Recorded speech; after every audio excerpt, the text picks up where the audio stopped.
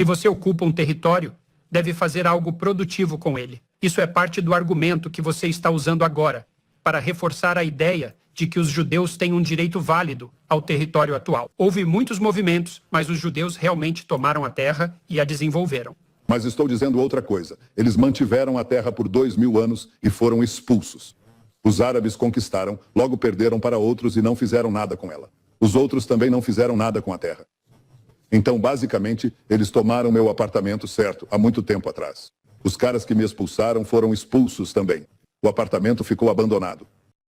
Décadas, ou melhor, séculos depois, volto para essa bagunça abandonada e reconstruo tudo. Não só melhoro, baseio minha posse na melhoria e ninguém mais fez nada com o lugar. Não havia mais ninguém, praticamente não havia moradores lá. Esse é o meu argumento. O povo judeu vive na terra de Israel, atual Estado de Israel, há cerca de 3.500 anos, 3 milênios e meio. Nos primeiros 2 milênios, vivíamos no que é descrito em um texto conhecido como a Bíblia. A Bíblia narra como o povo judeu viveu nesta terra, lutou contra invasores, às vezes foi conquistado, mas permaneceu. Isso continuou por muito tempo, até por volta do 6º, 7º século depois de Cristo. Por 2000 anos fomos conquistados pelos romanos e pelos bizantinos. Eles nos maltrataram, mas não nos exilaram de verdade, ao contrário do que se pensa, certo? A perda da nossa terra ocorreu de fato com a conquista árabe no século VII. Os árabes saíram da Arábia e fizeram algo inédito, que nem romanos, bizantinos, gregos ou Alexandre, o Grande, haviam feito antes. Eles começaram a tomar as terras dos agricultores judeus. Trouxeram colônias militares que assumiram o controle das terras. Nos 2 séculos seguintes, os judeus se tornaram minoria em sua própria terra. Foi sob a conquista árabe que os judeus perderam sua pátria. Os árabes eram os colonizadores, os judeus, os nativos despossuídos. Bem, isso acontece na história. Fomos expulsos, espalhados pelo mundo. Sofremos muito por não ter pátria, mas não desaparecemos. E nunca desistimos do sonho de voltar à nossa terra ancestral. Geração após geração, judeus podiam estar em Varsóvia, no Iêmen ou na China. E eles diziam, no próximo ano em Jerusalém, voltaremos no próximo ano. Isso foi possível porque os árabes que conquistaram a terra a deixaram estéril. Eles nunca a tornaram realmente deles. Era uma terra árida. Na verdade, era praticamente uma terra vazia. No século XIX, a ideia de voltar a Jerusalém tornou-se realidade. Em parte, graças ao apoio sionista cristão à ideia do grande retorno. Os judeus voltaram à terra de Israel no século XIX. Com esse retorno, começamos a construir fazendas, fábricas e empregos. Árabes de países vizinhos emigraram e agora se chamam de palestinos. Reconstruíram a história dizendo que estavam lá há séculos. Não estavam. Eles não estavam lá e não tinham consciência nacional. Voltamos, fizemos nossa terra e dissemos, vamos viver juntos. Decidimos criar um Estado em 1948, há 75 anos atrás. E dissemos, todos podem viver aqui. Os árabes disseram, não pode haver um Estado judeu. Vocês não têm direito de estar aqui. Esta é a nossa terra, não é a terra de vocês. É nossa terra há 3.500 anos. Se tomassem seu apartamento, expulsassem você, e você nunca desistisse do direito, e dissessem, é nosso por direito, e vocês deixaram esse lugar abandonado, certo? E as famílias dos expulsos voltaram e reconstruíram a casa. Não podem voltar e dizer, vocês não pertencem aqui. Vamos expulsá-los, ainda mais sendo recém-chegados na casa, como os chamados palestinos, ok? Dizemos, podem viver aqui, nós também, mas é nossa terra, é o nosso Estado. E a razão desse conflito persistir é que os palestinos, que representam as potências coloniais, a conquista árabe do Oriente Médio e além, dizem, vocês não têm direito a um Estado judeu. Bem, nós temos. Se algum povo tem direito a um Estado, se algum povo nunca desistiu do sonho de retornar à sua terra ancestral, se algum povo reconstruiu seu lar do nada, de uma terra árida e devastada, é o povo judeu. Dizer a eles, vocês sofreram mais que qualquer outro. Vocês nunca perderam o sonho de voltar e reconstruir sua vida nacional em sua pátria ancestral. Vocês não têm direito de estar lá, mas os árabes que tentam destruí-los, eles têm esse direito. Isso é uma total perversão da história e também uma completa distorção da justiça. Os judeus pertencem a esta terra. Esta terra pertence aos judeus. Os palestinos são livres para viver aqui ao nosso lado, entre nós, mas não para exigir. Então, por que você acha que a alegação de que os palestinos estavam em Israel primeiro e foram deslocados numa ocupação colonial pelos judeus, por que essa ideia ganhou tanto prestígio, principalmente no Ocidente? Por causa da ignorância.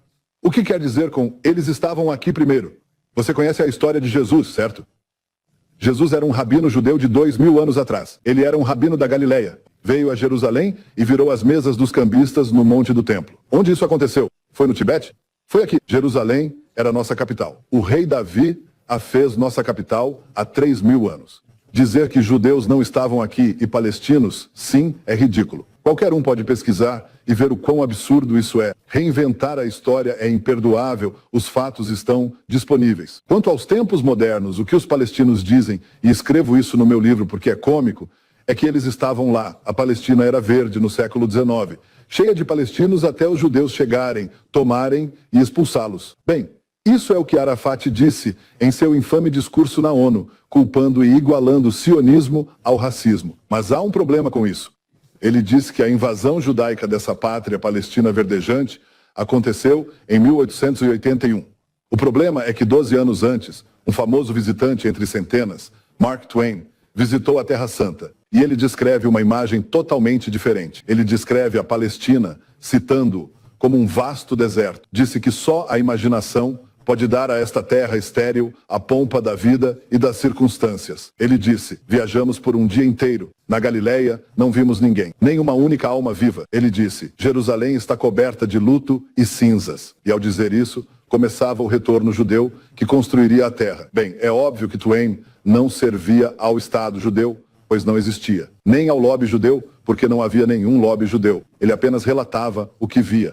Houve grande influxo palestino entre 1869 e 1881, quando Arafat diz que a invasão judaica começou? Não, pois em 1881, outro famoso visitante vem a esta terra e também escreve suas memórias. Seu nome era Arthur Penryn Stanley. Ele era um cortesão muito famoso da corte da Rainha Vitória. E ele veio aqui em uma visita especial. E ele diz, olhei para o sul e para o norte. Diz, estou na Judéia e não vejo nada. Ele diz, uma extensão árida. E ambos, Twain e Arthur Stanley, dizem o mesmo. Quando os judeus voltarão e darão vida a esta terra? Esses árabes são descendentes dos que migraram com o retorno judeu, hoje chamados palestinos. O que digo a você, Jordan, e ao público, é que houve uma completa fabricação da história.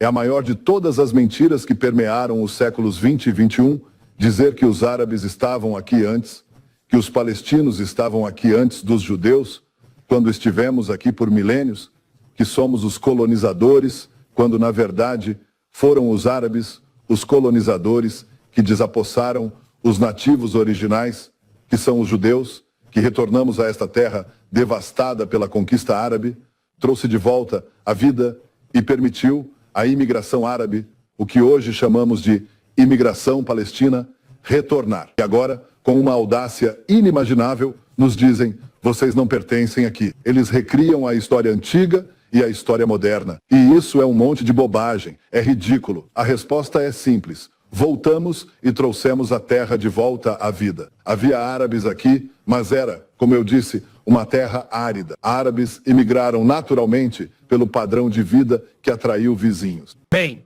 parte disso parece ser, tecnicamente falando, um problema de prazo. Quer dizer, você disse que os árabes chegaram no século VII, o que foi há muito tempo. Do século VII até hoje, pode-se considerar tempo suficiente para uma reivindicação válida de soberania. Mas os judeus rebatem. Temos uma reivindicação muito mais antiga, de 300, 500 anos. O problema que vejo é que não é óbvio qual período de análise deve ser considerado primário. Você tem um ponto muito importante. E eu realmente não sei como resolver isso. Eu sei.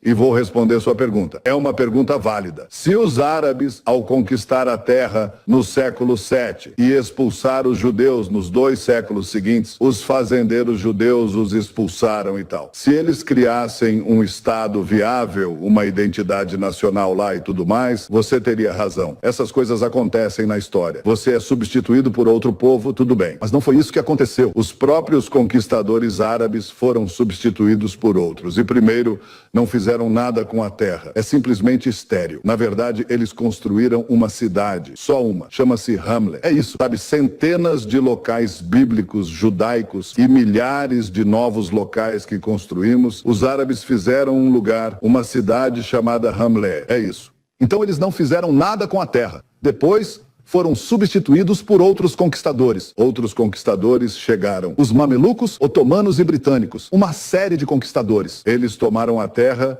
perderam-na e não fizeram nada com ela. Se a casa de onde fomos expulsos fosse ocupada por outra família que criasse raízes lá, tivessem filhos e netos, ampliassem a varanda, construíssem uma garagem e assim por diante, estaria perdida. O que fazer? Nada se poderia fazer. Pedir indenizações e compensações seria possível, mas azar. Isso acontece na história, mas não foi o que ocorreu. Após conquistarem os judeus, os árabes nada fizeram e perderam a terra. Voltamos 13 séculos depois, revivemos a terra e eles inventam que sempre estiveram lá. Dizem que era uma pátria verdejante, que estava desenvolvida. Nada disso é verdade. Era deserto. Não era nada. Não são só Mark Twain e Arthur Stanley que dizem isso. Centenas de relatos de viagem ao longo dos séculos, de poetas franceses, viajantes suíços, teólogos alemães, todos descrevem exatamente a mesma coisa. Não havia nada lá. Não existia um Estado palestino. Não havia palestinos. Os árabes nem se chamavam assim. Eles se diziam parte do sul da Síria ou algo assim. Não havia consciência nacional. Não havia nada para formar essa consciência. No século XX, o mundo árabe, palestinos e seus apoiadores ocidentais, entre as elites intelectuais, apagaram a história e criaram uma falsa que desenraiza as incomparáveis raízes judaicas. Não há outra história de nação que lutou tanto tempo por sua terra, por 2000 anos, foi expulsa dela, retornou e fez, não expulsar uma população com consciência nacional, reconstruir a terra e agora ser informado que não tem conexões com ela. Vocês são os colonizadores? Não, não somos. Só para dar isso, mas para enfatizar, porque é crucial o que discutimos. Discuto longamente no meu livro, pois as pessoas ignoram a história. Não somos os belgas no Congo, nem os holandeses na Indonésia, certo? Nem os britânicos na África do Sul. Estávamos lá o tempo todo. Estivemos no Congo. Éramos, digamos, o equivalente na Indonésia. Fomos expulsos do Congo e nada aconteceu lá. Nada. Ninguém mais lá. Nenhum desenvolvimento, nada, certo? Voltamos à nossa terra, a construímos, permitimos imigração árabe, hoje palestinos, e nos dizem que não pertencemos aqui, que os desapropriamos. Isso é o que a propaganda árabe e palestina fez essencialmente. O argumento adicional que você faz é que os israelenses, os judeus, melhoraram muito esse território. Sei que existe um princípio de propriedade na common law ocidental e inglesa, e não sou advogado, então posso me confundir um pouco, mas entendo o princípio. Se você possui um vasto território e não faz nada com ele, e alguém o ocupa e passa muito tempo melhorando-o, em algum momento, essa pessoa desenvolve um direito legal válido sobre a propriedade. Então, parece haver algo intrínseco à nossa noção de propriedade válida. Se você ocupa um território, deve fazer algo produtivo com ele. E isso é parte do argumento que você está fazendo para apoiar a ideia de que os judeus têm um direito válido ao território atual. Bem, houve muitos movimentos, mas os judeus realmente pegaram a terra e fizeram algo com ela. Bem, estou dizendo outra coisa, na verdade. Digo que eles tiveram a terra por 2000 anos e foram expulsos. Os árabes conquistaram, logo perderam para outros e nada fizeram. Os outros também não fizeram nada com a terra. Então, basicamente, eles tomaram meu apartamento há muito tempo. Os que me expulsaram foram expulsos também. O apartamento ficou abandonado. Séculos depois, volto para essa ruína e reconstruo tudo. Melhoro e reivindico com base na melhoria, pois ninguém fez nada. Não havia mais ninguém. Praticamente não havia moradores lá. Esse é o meu argumento. Certo, e você também argumenta que quando os judeus chegaram a Israel, eles buscavam coexistir com os poucos habitantes locais, além de criar um Estado que acolhesse pessoas não judias para viver lá. Sabemos que há 75 anos, quando Israel foi fundado, não havia um único refugiado árabe. Os árabes dizem que sua hostilidade e guerra contra Israel foi pelo refugiado árabe, mas não havia refugiados árabes ou palestinos quando Israel foi estabelecido. Na verdade, os refugiados são resultado da agressão árabe, não sua causa. O ataque árabe, com 5 exércitos contra o novo Estado judeu, criou 2 problemas. Palestinos que fugiram, prometidos retorno após os judeus serem aniquilados. Isso não aconteceu, graças a Deus. Nesses 5 estados árabes viviam muitos judeus. Esses judeus foram expulsos após nossa guerra de independência. Assim, o ataque árabe no início de Israel gerou 2 problemas de refugiados. Refugiados palestinos, árabes, chamamos de palestinos. E o segundo são os refugiados judeus. E então surge o hitlerismo. 1933, Hitler sobe ao poder. Meu pai, depois grande historiador judeu, com 23 anos, escreve sobre a ascensão de Hitler. Diz que o hitlerismo aniquilará os judeus da Europa e seu antissemitismo consumirá até o último. Só podemos lutar convencendo o mundo que não só os judeus, mas sua civilização está ameaçada. Este jovem Benziu Netanyahu, aos 23, escreve em 1933. Se mais gente tivesse ouvido o que ele escreveu, talvez evitássemos a catástrofe que ocorreu ao meu povo e aos 60 milhões que morreram na Segunda Guerra Mundial. Bem, não ouviram. Meu pai previu isso e depois foi ao Zeremneua na guerra para mobilizar a opinião pública. Um jovem de 30 e poucos anos tenta convencer a opinião pública americana que não é só por justiça aos judeus sendo incinerados na Europa. É do interesse americano e ocidental ter um Estado judeu forte. Ele sobe na hierarquia porque um oficial o ouve e o apresenta a outro, já que argumentou algo que nenhum judeu ou líder sionista havia feito antes. Todos argumentavam o caso moral, que discutimos extensivamente neste livro. Meu pai não abandonou o caso moral. Ele o defendeu com grande paixão. Mas ao falar com estadistas, ele me ensinou: com a opinião pública, fale de justiça. Você precisa argumentar a justiça da sua causa. Os injustos fazem o mesmo. Então faça isso para se proteger contra aqueles que mentem, trapaceiam ou se apresentam como moralistas enquanto explodem bebês deliberadamente, entende? Falam de direitos humanos enquanto os pisoteiam. Você deve argumentar justiça e falar a verdade. Mas com estadistas, meu pai me disse: você precisa falar de interesses. Foi isso que meu pai fez. E no final da Segunda Guerra Mundial... Bem, parece que foi isso que você fez com os acordos de Abrão. Também ao facilitar o desenvolvimento de Israel como potência econômica. Você ajudou a transformar o país em um aliado prático. Bem, exatamente. Você acertou na visão. Meu propósito na vida, herdado do meu avô, pai e irmão caído, que morreu liderando o famoso resgate de Entebbe, a missão histórica mais celebrada dos tempos modernos. Descrevi em detalhes, quando soube disso e o que ocorreu lá, algo não totalmente conhecido. Herdei deles uma vida com propósito, garantir a prosperidade, segurança e permanência do Estado judeu na medida do possível. Para isso, percebi que Israel não só precisava refutar as falsas alegações que negavam sua legitimidade como Estado e nossos direitos históricos em nossa antiga pátria, mas também, complementarmente, tornar Israel muito poderoso, pois a história é implacável. Produtivo, não só poderoso, né? Porque outra vantagem dos acordos de Abraão era mostrar Israel como parceiro econômico atraente para países árabes ávidos por novos caminhos, além da dependência unidimensional do petróleo. Isso mesmo. Quando digo poderoso, não me refiro a poder militar. E é exatamente isso que destaco no livro. E eu disse, antes disso, se perguntássemos aos israelenses o que é ser poderoso, bem, poderoso significava ter um exército forte.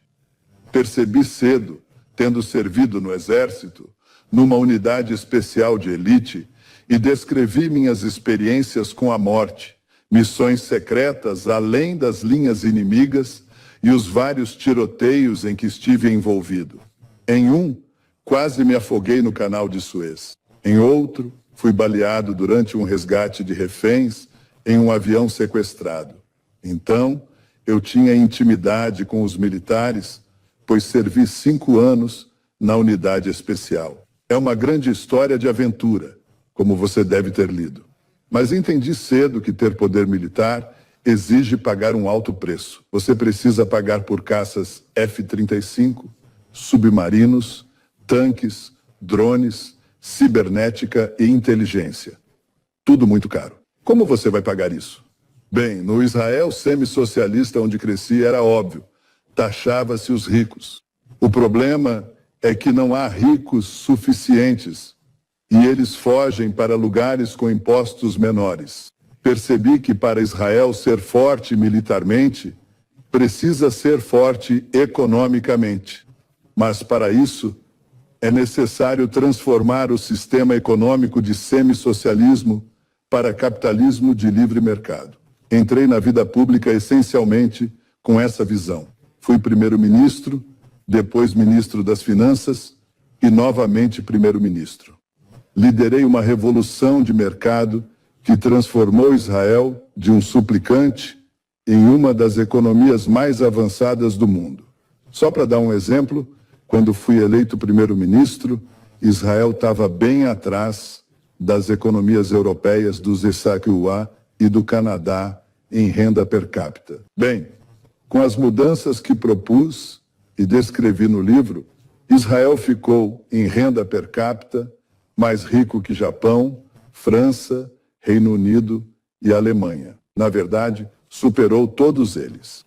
E o poder, minha visão era que a fusão de mercados livres e tecnologia militar geraria esse boom econômico incrível. E isso te dá a combinação de poder. Essa combinação não é só o poder militar, que agora dá para bancar. É a tecnologia civil que você desenvolve.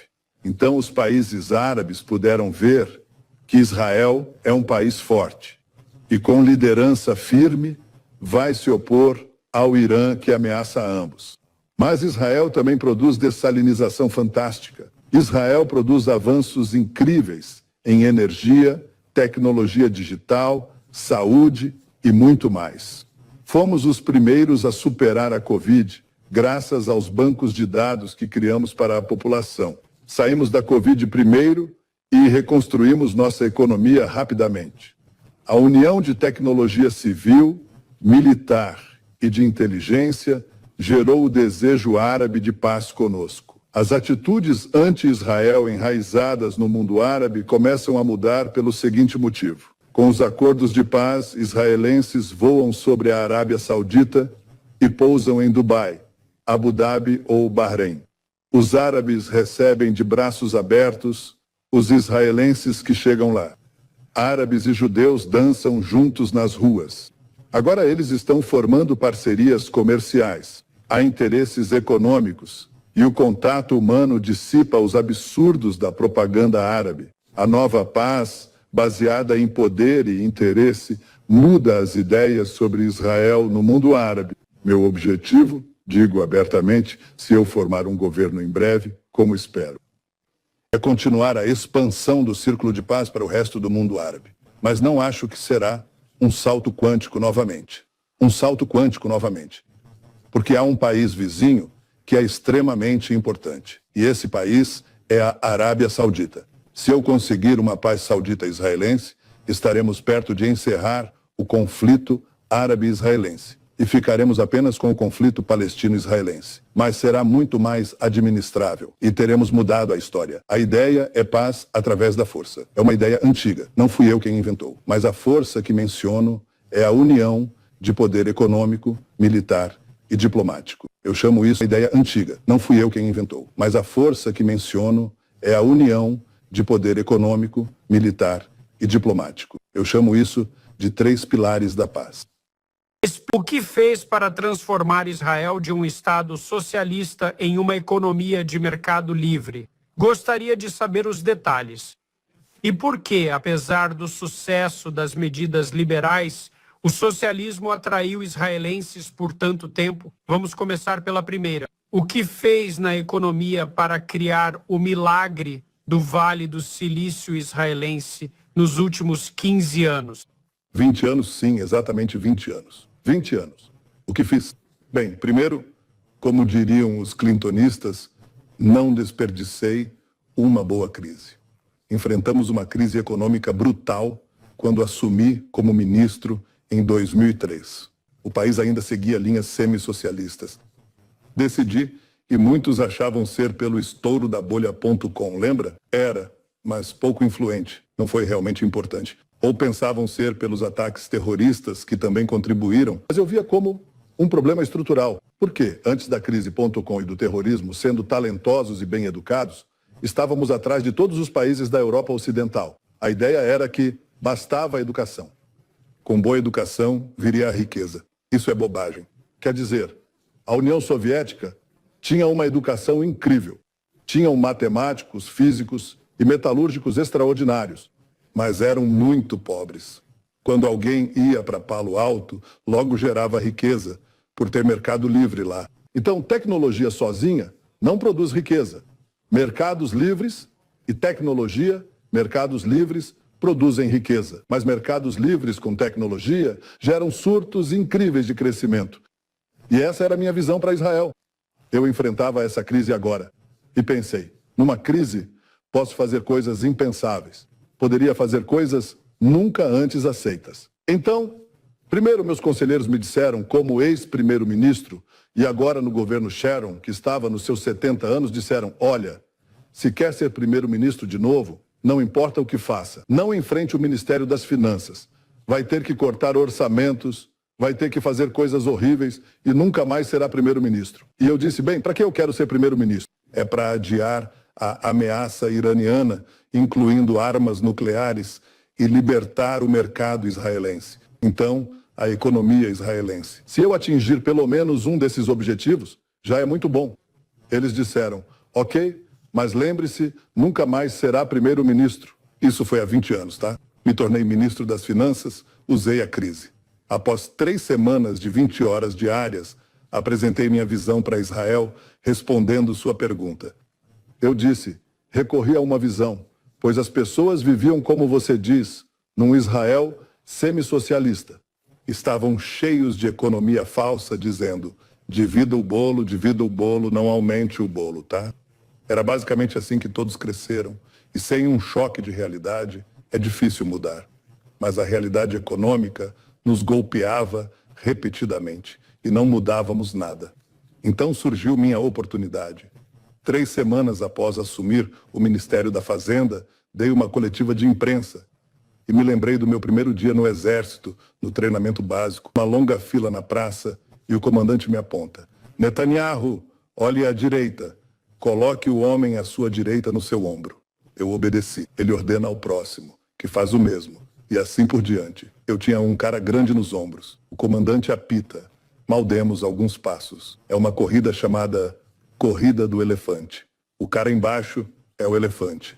O de cima é o cavaleiro. O próximo era o menor cara do pelotão e carregava o maior nos ombros. Ele desmaiou na hora. O terceiro era grande, com um cara pequeno e disparou como um foguete na corrida. Eu disse aos israelenses, economias são pares de setores público e privado, um sobre o outro. O setor privado é quem produz a riqueza, ou a maior parte dela, certo? O valor agregado na economia. No nosso caso, o setor público ficou grande demais e quase entramos em colapso. Estávamos prestes a cair como o cara ao meu lado. Então, eis o que faremos. Vamos usar o exemplo do gordo e magro, que virou piada entre taxistas e comediantes. Isso realmente entrou na mentalidade israelense. Se perguntar às pessoas em Israel hoje, gordo, magro, elas entendem do que falo. O gordo no topo, bem, vamos colocá-lo numa dieta rigorosa. Politicamente é muito difícil de fazer.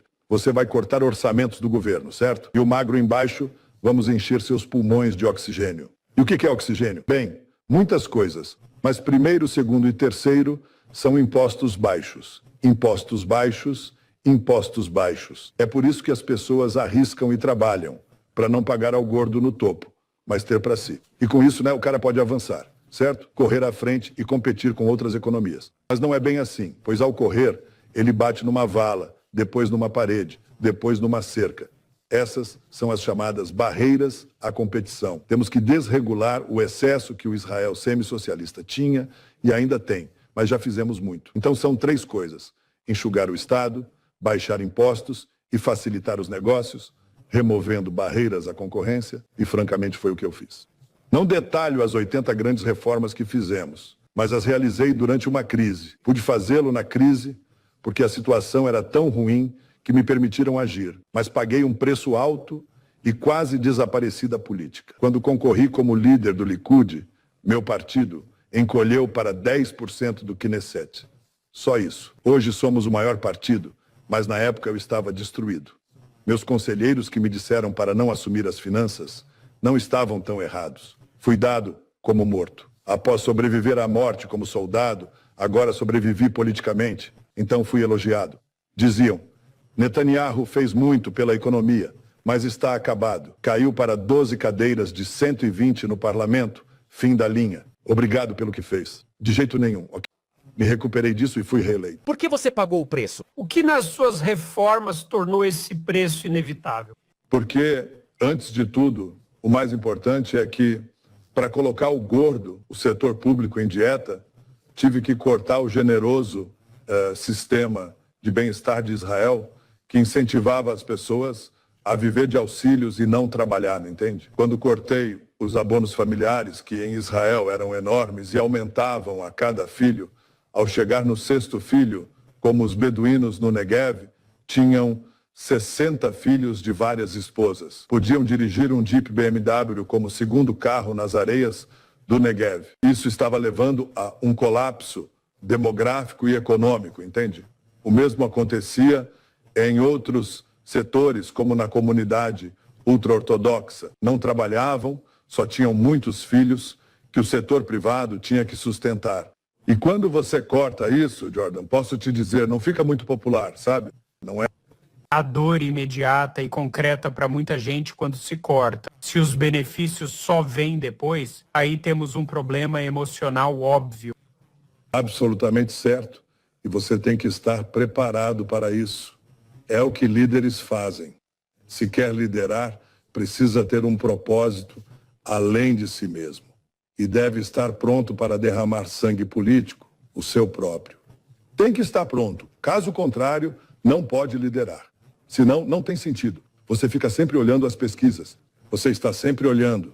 Você tem uma visão do que fazer? Eu tinha uma visão clara e queria fazer de Israel uma potência entre as nações. E as coisas que fiz, paguei por elas e quase morri politicamente. Na verdade, fui elogiado 2 vezes porque, sabe, eu verifiquei. Alguém me mostrou as estatísticas outro dia. Sou o primeiro-ministro mais antigo de Israel, 15 anos. E em 1 ano, se formar um governo em breve, eu seria o líder mais antigo de um país democrático no último meio século. Mas já sou vencer as probabilidades de forma única, pois muitos voltaram da morte política. Winston Churchill é um exemplo. É como, mesmo enfrentando imprensa hostil em Israel, você pode superar isso.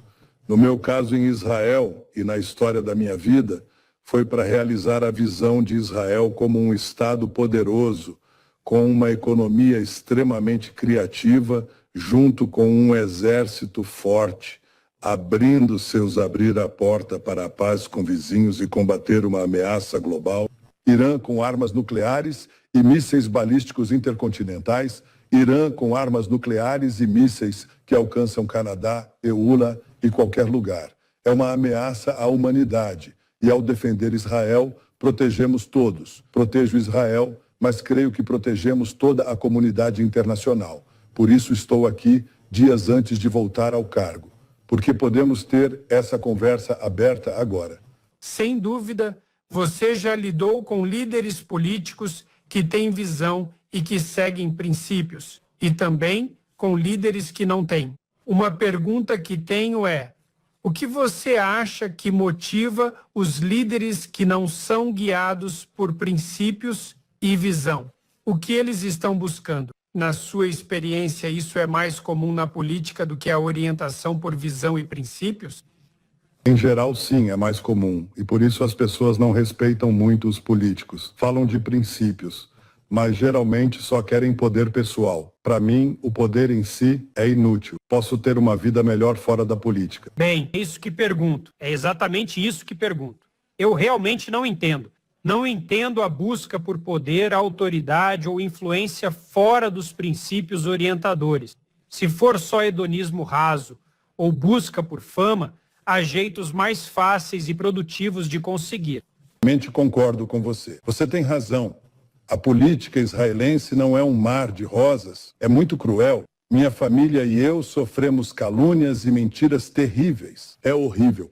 Sem um propósito maior, não vale a pena. Voltar 2 vezes da morte política não é pelos privilégios do poder. Qualquer um ganha mais que líderes no mundo ocidental. São forçados a uma vida austera. Não é nada. Acredite, no setor privado você tem mais conforto.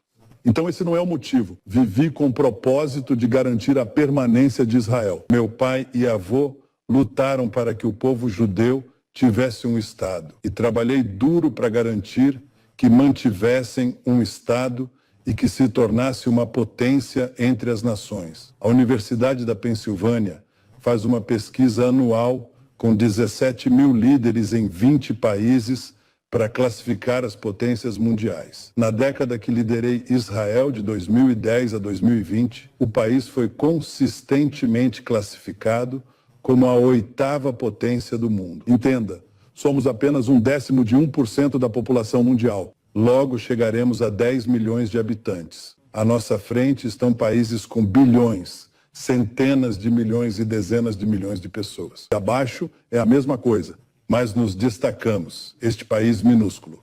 Isso acontece porque transformei em realidade essa visão que é o propósito da minha vida. Mas o jogo não acabou. Não dá para descansar sobre os louros. Não posso dizer, bem, estou voltando. Já fiz minha parte. Escrevi minha biografia ou autobiografia. É isso aí. Não, é preciso trabalhar nisso constantemente. Deve-se aumentar o poder econômico, a inovação, expandir o círculo da paz e bloquear quem nos ameaça. Não é automático. Não é óbvio que a história favorecerá os bons. Não é verdade. A história tem favorecido o mal. A história tem sido gentil com as piores pessoas. Gengis Khan dominou boa parte do mundo por um século, causando horrores terríveis. O Império Romano, bem ou mal, governou pela força e subjugação por séculos. Martin Luther King disse que o arco da história tende à justiça. Talvez, mas esse arco é frágil e pode ser quebrado facilmente. Foi porque tinha algo a oferecer, como mencionou antes, em relação ao Irã. Então vamos falar mais sobre os acordos de Abraão agora. Você voltará ao cargo em breve, provavelmente, e indicou interesse em expandir os acordos de Abraão e mencionou a Arábia Saudita. Pode explicar um pouco sua visão do caminho mais provável para os acordos de Abraão? Os sauditas são os próximos a assinar? Isso está no horizonte? Não posso falar por eles, mas os sauditas são cruciais. Não é só mais um país na lista da paz, é muito mais. É o país árabe mais influente, apesar dos feitos nos Emirados e outros. Os sauditas estão, sem dúvida, numa categoria à parte. Sim, quero paz com eles, começando pela normalização. Mas a questão é, eles estarão dispostos? Primeiro, onde eles se posicionam? É uma pergunta interessante. Sem aprovação saudita, Não teríamos os acordos com Emirados e Bahrein. Nem poderíamos sobrevoar a Arábia Saudita sem seu consentimento. Não dá para comparar, como falei outro dia, quando saíram os resultados, com meu amigo saudita, Mohamed Saud. Eu o chamo de gerente da filial do Likud. Ele fala na internet saudita, entende? Ele me parabeniza e diz: Bibi, estamos com você. Ele fala hebraico, inclusive. Estamos com você. Ele visitou Israel. Isso não acontece sem aprovação. Por que essa mudança ocorreu? Isso pode indicar para onde vamos daqui para frente. O salto quântico nas relações com os estados do Golfo ocorreu em 2015, quando Obama, ou melhor, uma sessão conjunta do Congresso, me convidou para falar sobre o acordo nuclear iminente que Obama assinaria com o Irã, mesmo sabendo que não poderia revertê-lo, nem ter 2/3 no Congresso para resistir. Achei que poderia ter maioria contra e consegui. Não só republicanos, mas vários democratas também. Mas eu sabia que não conseguiria 2/3. Não consigo 2/3 na nossa cidade, no parlamento, no Congresso americano, nem pensar, mas fui falar lá. E falei, Jordan, descrevi o discurso. Nunca me preparei tanto para um discurso na vida. Preparo meus discursos até chegar ao pódio. Faço mudanças no próprio pódio. Sou meticuloso com as palavras exatas. Bem, fui a Washington, você lerá isso no livro. Fui a Washington desafiar um presidente em exercício. É algo extremamente difícil de se fazer. Obama era o exemplo de líder por propósito, não poder. Ele tinha uma ideologia. Só que a ideologia dele conflitava com a minha. Ele crê que paz gera poder. Eu que poder gera paz. Um acordo que me tire o poder não dura 5 minutos. Então, tínhamos visões diferentes. Mas colidiu, literalmente colidiu, com a questão dos acordos com o Irã, que eu achava que só abria um caminho para o Irã virar potência nuclear militar, ameaçando todos nós. Então, após muita reflexão, não de forma leviana, fui a Washington. Cheguei em Washington na noite anterior e ia revisar o discurso. E tento praticar o discurso. E meus seios nasais estão entupidos. Tenho esse problema. E uso mais e mais spray nasal. E eles vão ficando entupidos, os dois. Tento praticar o discurso e paro no meio da frase. Toda hora. E digo à minha esposa, isso é o pior que podia acontecer. O discurso mais importante da minha vida. E tô travado por causa dessas gotas horríveis. Jogo elas no ar, tentam me dar vapor, trazem um médico, nada funciona. Ela diz, dorme, vai passar de manhã. Bom, não passou. E não preguei o olho. Levanto de manhã, vamos para o Capitólio e penso, e agora, o que, pelo amor de Deus, eu vou fazer? Quer dizer, não consigo falar uma linha do discurso. E ao ver as escadas do Capitólio, eis que, como um milagre bíblico, os seios nasais limpam, as águas recuam. Entro e faço o discurso, que foi muito bem recebido mesmo. E foi isso que aconteceu, e essa é a relação com os acordos de Abraão. Enquanto falo no Congresso, minha equipe recebe ligações em tempo real de alguns estados árabes. Eles dizem, não dá para acreditar no que seu primeiro-ministro está fazendo. Ele está desafiando o presidente do Sinal Messeniwa, o cara mais poderoso do mundo. Isso levou a encontros secretos entre eu e esses líderes árabes. E não vou dizer onde. Foi no Golfo, foi no Mar Vermelho, foi num iate. Chegaram de helicóptero num iate, acredite se quiser. Minha segurança disse, é perigoso demais. Eu falei, deixa para lá, vamos fazer. Isso levou aos acordos de Abraão, que depois se concretizaram com a ajuda do Trump. Ele teve um papel importante nisso. E eu valorizo e agradeço isso. Nunca vou deixar de agradecer, porque acho que foi muito importante. Mas demorei um pouco para convencê-lo. Ele recebeu pouco crédito por isso também, aliás. Bom, ele levou todo o crédito por mim. Mas levei 3 anos para convencê-lo, pois ele estava preso na questão palestina. Ron Dermer, meu embaixador em Washington, tentou explicar a diferença. Ele disse, olha, conseguir um acordo de paz com os Emirados Árabes Unidos é como uma tacada de golfe de 5 metros. Conseguir um acordo com a Arábia Saudita é como uma tacada de 10 metros.